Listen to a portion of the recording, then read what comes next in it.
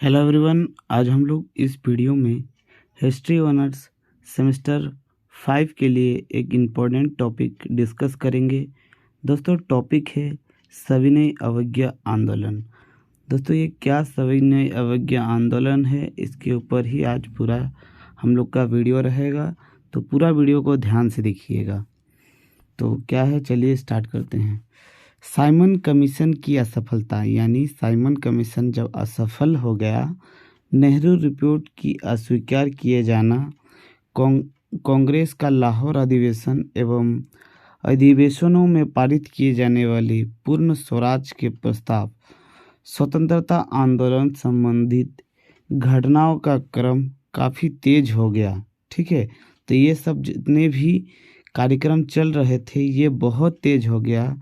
गांधी जी द्वारा वायसराय के सम्मुख रखी गई 11 सूत्री मांग पत्र पर सरकार ने कोई सकारात्मक रूप नहीं अपनाया। फलतः 14 फरवरी 1930 को साबरमती में कांग्रेस की एक बैठक में गांधी जी के नेतृत्व में सविनय अवज्ञा आंदोलन चलाने का निश्चय किया गया। यानी क्या है दोस्तों, मैं आपको बताता हूँ।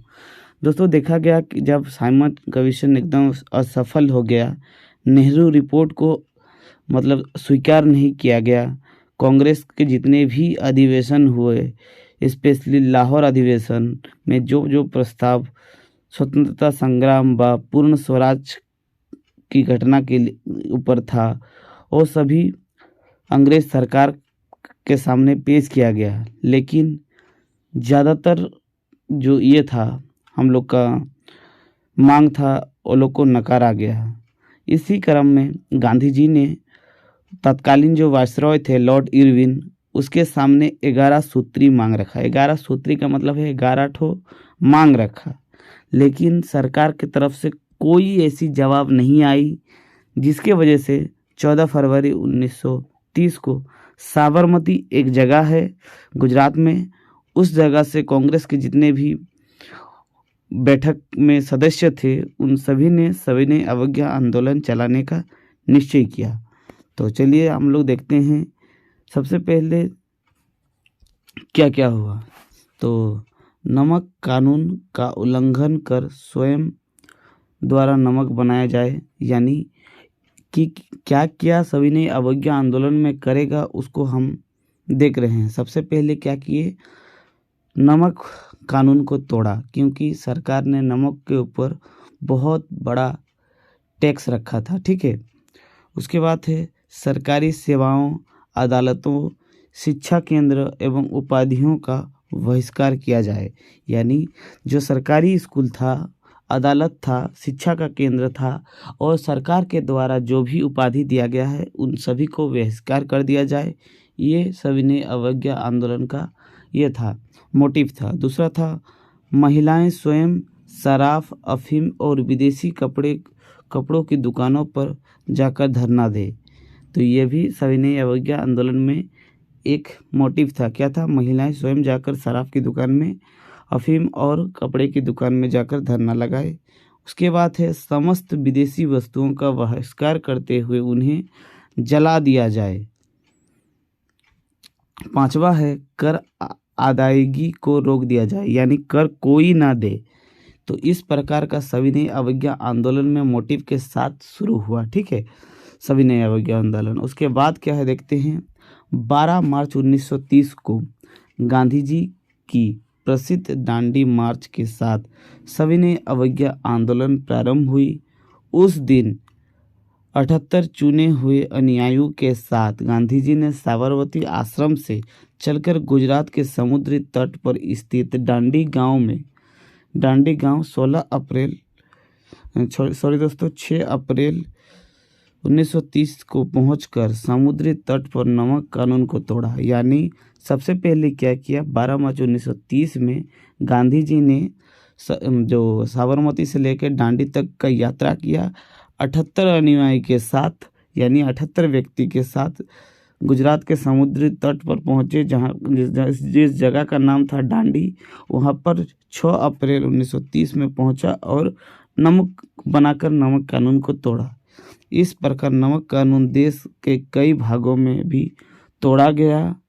यह इस बात का प्रतीक था कि भारतीय जनता अब ब्रिटिश कानून और ब्रिटिश शासन के अंतर्गत जीने के लिए तैयार नहीं है। ठीक है, तो ये करने का मेन उद्देश्य क्या है, ये बताना था कि अब भारतीय जो जनता है वो ब्रिटिश कानून और ब्रिटिश शासन के अंतर्गत काम नहीं करेगा। ठीक है, उसके बाद क्या है दोस्तों, यहाँ पर देखते हैं, नमक कानून के भंग होने के साथ ही सारे भारत में सविनय अवज्ञा आंदोलन प्रारंभ हो गई। आंदोलन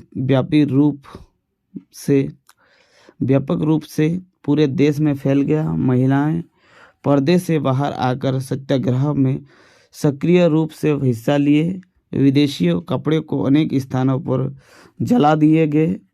महिलाओं वर्ग ने शराब की दुकानों पर धरना दिए तथा कृषक वर्ग ने कर अदायगी से इनकार कर दिया। यानी क्या क्या हुआ, जो नमक कानून जैसे ही टूटा, पूरा देश में सविनय अवज्ञा आंदोलन का प्रचार प्रसार बहुत ही बड़ी मात्रा में हो गया।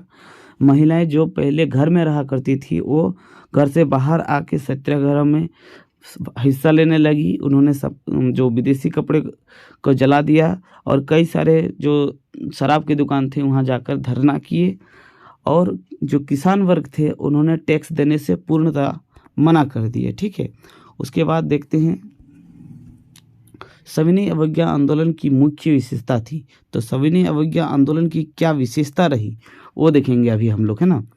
तो बड़े पैमाने पर पहली बार किसी आंदोलन में महिलाओं की सक्रिय भागीदारिता, इससे पूर्व कम औरतों ने सार्वजनिक में मतलब राज्य सेवा प्रदर्शन में हिस्सा लिया था। यानी सविनय अवज्ञा आंदोलन में क्या हुआ, इससे पहले इतनी महिलाएं कोई भी प्रदर्शन में भाग नहीं लिया था।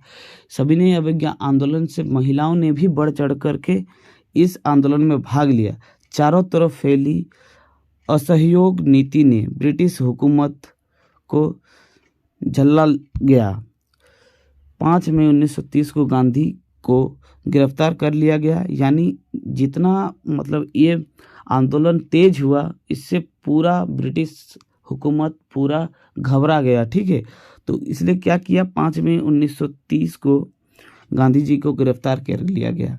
आंदोलन की प्रचंड और असहज कर तत्कालीन वायसराय लॉर्ड इरविन ने गांधी जी से समझौता करना चाहा। मतलब क्या हुआ, लॉर्ड इरविन जो तत्कालीन वायसराय थे उन्होंने कहा कि ये जो आंदोलन आप चला रहे हैं इसको ख़त्म कर दीजिए, मैं आपके साथ क्या मतलब वार्ता करने के लिए, समझौता करने के लिए तैयार हूँ। उसके आगे देखते हैं, इरविन ने भारत सचिव के सहयोग से इंग्लैंड से 12 सितंबर 1930 को प्रथम गोलमेज सम्मेलन का आयोजन कराने का फैसला किया। यानी जो वायसरॉय इरविन था वो क्या किए, वो इंग्लैंड से मतलब जो अपने सरकार तो वहाँ था ना इंग्लैंड में, वहाँ से दरखास्त किया कि इस विषय पर चर्चा इंग्लैंड के गोलमेज सम्मेलन में किया जाए। ठीक है, कांग्रेस ने अपने इस सम्मेलन में अलग रखने का निर्णय किया। यानी कांग्रेस कहा ना हम तो नहीं जाएंगे, आप लोग निर्णय ले रहे हैं आप लोग खुद लीजिए, हम लोग का अगर निर्णय लेना होगा तो हम लोग का भारत में लीजिए, हम लोग गोलमेज नहीं जाएंगे, यानी इंग्लैंड नहीं जाएंगे। इरविन ने 25 जनवरी 1931 को गांधी जी को जेल से रिहा कर देश को सौहार्द का वातावरण उत्पन्न करना चाहा। यानी क्या हुआ, जो 25 जनवरी 1931 को गांधी जी को रिहा कर दिया और इससे ये बताना चाहता था कि हम लोग अब देश में शांति चाहते हैं। ठीक है, तेज बहादुर सप्रू और जयकर के प्रयास से गांधी जी एवं इरविन की मध्य 19 फरवरी 1931 में दिल्ली में वार्ता प्रारंभ हुई। 15 मार्च 1931 को अंततः एक समझौते पर हस्ताक्षर हुए। इस समझौते को गांधी इरविन समझौता कहा जाता है। यानी इस समझौते के बाद ये जो असहयोग आंदोलन था वो समाप्त हुआ। तो आई होप ये जो असहयोग आंदोलन टॉपिक पढ़ाया गया आपको समझ में आया होगा। दोस्तों अगर आपको वीडियो अच्छा लगा है तो प्लीज़ वीडियो को लाइक कीजिएगा, चैनल पर नए हैं तो चैनल को सब्सक्राइब कर दीजिए और वीडियो को शेयर ज़रूर कीजिएगा। मिलते हैं नेक्स्ट वीडियो में, तब तक के लिए जय हिंद।